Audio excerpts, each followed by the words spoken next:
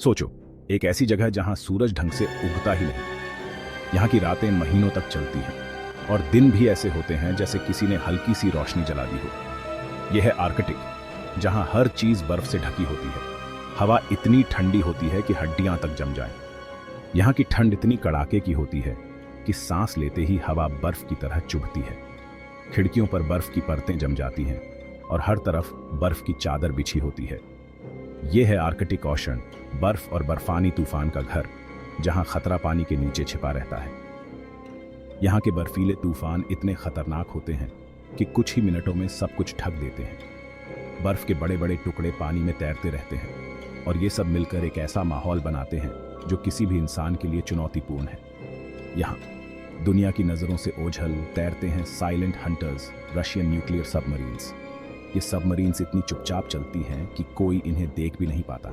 बर्फ के नीचे ये अपने मिशन पर होती हैं और इनका काम होता है दुश्मनों से देश की रक्षा करना। लोहे के ये दैत्य इंजीनियरिंग का कमाल है, जो धरती के सबसे मुश्किल हालात में भी टिके रह सकते हैं। इन सबमरीन्स को बनाने में इतनी बारीकी और मेहनत लगती है कि ये किसी भी चुनौती का सामना कर सकती है। इंजीनियर्स इन्हें हर समय मेंटेन करते रहते हैं ताकि ये हमेशा तैयार रहे। ये ऐसी ताकतवर हथियारों से लैस हैं जिनकी कल्पना भी नहीं की जा सकती। इन सबमरीन्स में मिसाइल्स और टॉर्पीडो जैसे हथियार होते हैं जो किसी भी दुश्मन को पल भर में खत्म कर सकते हैं। इनकी ताकत इतनी ज्यादा होती है कि ये किसी भी खतरे का सामना कर सकती हैं। इनका काला रंग इन्हें पानी में गायब कर देता है, जिससे दुश्मन इन्हें देख नहीं पाते। ये सबमरीन्स इतनी गहराई में चली जाती हैं कि इन्हें ढूंढ पाना लगभग नामुमकिन होता है। इनका डिजाइन ऐसा होता है कि ये पानी में पूरी तरह से घुल मिल जाते हैं। ये सबमरीन्स रूस की उत्तरी सीमा की रक्षा करते हैं और उनकी ताकत की निशानी है। ये हर समय सतर्क रहती है और किसी भी खतरे का सामना करने के लिए तैयार रहती है। इनका मिशन होता है देश की सुरक्षा और ये उसे बखूबी निभाती है। आर्कटिक के इस ठंडे और खतरनाक माहौल में ये साइलेंट हंटर्स हमेशा तैयार रहते हैं। रूस के आर्कटिक सबमरीन बेड़े की कहानी शुरू होती है कोल्ड वॉर के समय से। उस समय दुनिया दो ध्रुवों में बंटी हुई थी, एक तरफ सोवियत यूनियन और दूसरी तरफ पश्चिमी देश। दोनों ही पक्ष अपनी सैन्य ताकत बढ़ाने में लगे हुए थे और आर्कटिक क्षेत्र इस संघर्ष का एक महत्वपूर्ण हिस्सा बन गया था। सोवियत यूनियन, जो पश्चिमी देशों से लड़ रहा था, उसे आर्कटिक ओशन की अहमियत का अंदाजा था। आर्कटिक ओशन का रणनीतिक महत्व इस बात में था कि यह क्षेत्र नॉर्थ अमेरिका के करीब था। अगर सोवियत यूनियन को नॉर्थ अमेरिका पर हमला करना होता तो आर्कटिक ओशन से मिसाइल दागना सबसे आसान और तेज तरीका था। आर्कटिक से होकर नॉर्थ अमेरिका पर मिसाइल दागना आसान था। इसीलिए सोवियत यूनियन ने अपने सबमरीन बेड़े को आर्कटिक में तैनात करने का फैसला किया। यह एक ऐसा क्षेत्र था जहां से वे अपने दुश्मनों पर नजर रख सकते थे और जरूरत पड़ने पर हमला भी कर सकते थे। सोवियत इंजीनियर्स ने ऐसी सबमरीन्स बनाने में जुट गए जो आर्कटिक की बर्फ के नीचे भी चल सके। यह एक बहुत बड़ी चुनौती थी, क्योंकि आर्कटिक की बर्फ और पानी का दबाव बहुत ज्यादा होता है। लेकिन सोवियत इंजीनियर्स ने हार नहीं मानी और लगातार नई तकनीकों का विकास करते रहे। शुरुआती सोवियत सबमरीन्स को बहुत सी दिक्कतों का सामना करना पड़ा, पानी के दबाव से लेकर खतरनाक बर्फ तक। कई बार सबमरीन्स को नुकसान भी हुआ, लेकिन हर बार सोवियत इंजीनियर्स ने उनसे सीख लेकर नई और बेहतर सबमरीन्स बनाई। लेकिन वो डटे रहे, क्योंकि देश की सुरक्षा सबसे जरूरी थी। सोवियत सबमरीन क्रू ने भी अपनी जान की परवाह किए बिना इन खतरनाक मिशनों को अंजाम दिया। उनकी मेहनत और समर्पण की वजह से ही सोवियत यूनियन का आर्कटिक सबमरीन बेड़ा इतना मजबूत बन सका। हर नई सबमरीन डिजाइन, हथियार और क्षमता में पहले से बेहतर होती गई। सोवियत यूनियन ने अपने सबमरीन बेड़े को लगातार अपडेट किया ताकि वे किसी भी परिस्थिति में दुश्मनों का सामना कर सकें। नई सबमरीन्स में बेहतर नेविगेशन सिस्टम, अधिक शक्तिशाली हथियार और बेहतर सुरक्षा उपाय शामिल थे। सोवियत यूनियन के टूटने के बाद भी आर्कटिक सबमरीन बेड़े की अहमियत कम नहीं हुई। रूस ने इस विरासत को संभालते हुए अपने सबमरीन बेड़े को और भी मजबूत बनाया। आज भी रूसी सबमरीन्स आर्कटिक में तैनात हैं और देश की सुरक्षा में महत्वपूर्ण भूमिका निभा रही है। यह सबमरीन बेड़ा न केवल रूस की सैन्य ताकत का प्रतीक है, बल्कि उन इंजीनियर्स और सैनिकों की मेहनत और समर्पण का भी प्रमाण है जिन्होंने इसे संभव बनाया। आज रूस के पास आर्कटिक में काम करने वाले बहुत से न्यूक्लियर सबमरीन्स हैं। ये सबमरीन्स रूस की समुद्री ताकत का एक महत्वपूर्ण हिस्सा है और आर्कटिक के कठोर वातावरण में भी अपनी उपस्थिति बनाए रखती हैं। आर्कटिक के पानी में इनकी मौजूदगी रूस की सामरिक क्षमता को और भी मजबूत बनाती है। बोरे क्लास सबमरीन्स जो सबसे नई और आधुनिक हैं, उनमें बुलावा इंटरकॉन्टिनेंटल बैलिस्टिक मिसाइल लगी होती है। ये सबमरीन्स रूस की नौसेना की रीढ़ मानी जाती हैं और इनका डिजाइन अत्याधुनिक तकनीक से लैस है। बोरे क्लास सबमरीन्स की लंबाई लगभग 170 मीटर होती है और ये 24 बुलावा मिसाइलें ले जा सकती हैं। ये मिसाइलें 8000 किलोमीटर से ज़्यादा दूर तक मार कर सकती हैं और इनमें कई न्यूक्लियर हथियार हो सकते हैं। बुलावा मिसाइलें रूस की सामरिक ताकत को और भी बढ़ाती हैं और इन्हें लॉन्च करने की क्षमता बोरे क्लास सबमरीन्स को एक महत्वपूर्ण हथियार बनाती है।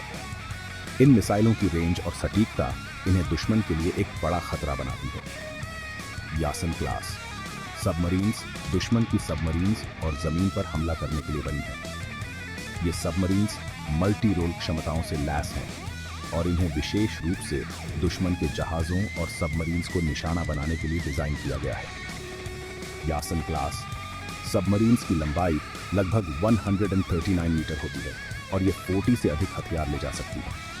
इनमें कई तरह की क्रूज मिसाइलें, टॉर्पीडो और बारूदी सुरंगें होती हैं। यासन क्लास सबमरीन्स की क्रूज मिसाइलें लंबी दूरी तक मार कर सकती हैं और इन्हें दुश्मन के ठिकानों को नष्ट करने के लिए इस्तेमाल किया जा सकता है।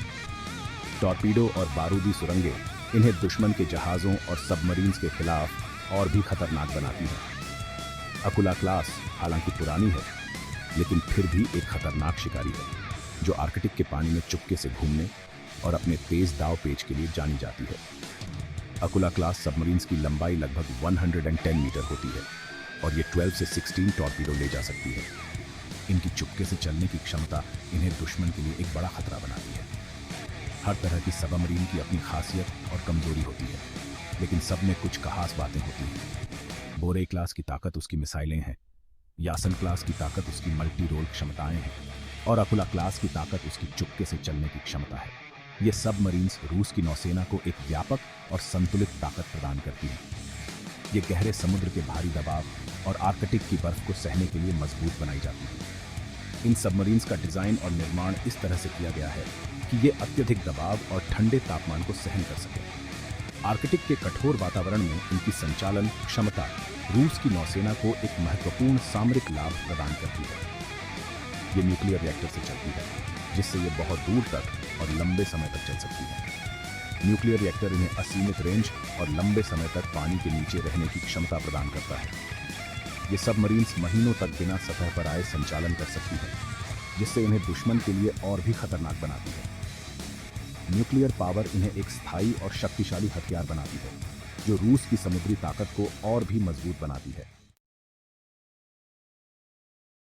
आर्कटिक में काम करना नौसेना के लिए किसी और चुनौती से अलग है। यहाँ तापमान -50 डिग्री सेल्सियस तक गिर सकता है और समुद्र अक्सर बर्फ से भरे होते हैं। सबमरीन्स को संकरे रास्तों से गुजरना पड़ता है और ऐसी बर्फ से बचना पड़ता है जो उन्हें फंसा सकती है या कुचल सकती है। यहाँ बातचीत करना मुश्किल होता है और लंबे समय तक अंधेरा रहने से क्रू के सोने जागने का चक्र बिगड़ सकता है। इन सब के बावजूद रशियन सबमरीनर्स अपने हुनर और साहस के लिए मशहूर हैं। रशियन न्यूक्लियर सबमरीन के अंदर जीवन एक अनोखा और मुश्किल अनुभव होता है। जगह कम होती है, प्राइवेसी नहीं होती और हवा में डीजल, पसीने और धातु की गंध होती है। क्रू शिफ्टों में काम करता है, 24 घंटे, हफ्ते के 7 दिन, ताकि सबमरीन सही से चलती रहे। हर न्यूक्लियर सबमरीन के बीच में उसका रिएक्टर होता है। यह तकनीकी चमत्कार सबमरीन को असीमित शक्ति और सीमा प्रदान करता है। रिएक्टर गर्मी पैदा करता है, जिसका उपयोग भाप बनाने के लिए किया जाता है। भाप टरबाइनों को चलाती है, जो सबमरीन के प्रोपेलर को शक्ति प्रदान करती है। रूस की न्यूक्लियर सबमरीन्स देश की राष्ट्रीय सुरक्षा रणनीति में महत्वपूर्ण भूमिका निभाती है। आर्कटिक क्षेत्र प्राकृतिक संसाधनों से भरपूर है, जिसमें तेल, प्राकृतिक गैस और खनिज शामिल हैं। जैसे जैसे जलवायु परिवर्तन आर्कटिक की बर्फ को पिघलाता है, इन संसाधनों तक पहुंच तेजी से महत्वपूर्ण होती जाएगी। आर्कटिक महासागर की गहराई में रूसी परमाणु पनडुब्बियां अपनी मौन गश्त जारी रखती हैं, जो मानवीय सरलता का प्रमाण है और हमारे पास मौजूद विनाशकारी शक्ति की याद दिलाती है। वे रूस के उत्तरी सीमा के संरक्षक हैं, जो देश की सैन्य शक्ति का एक शक्तिशाली प्रतीक है और आकर्षण और भय दोनों का स्रोत है।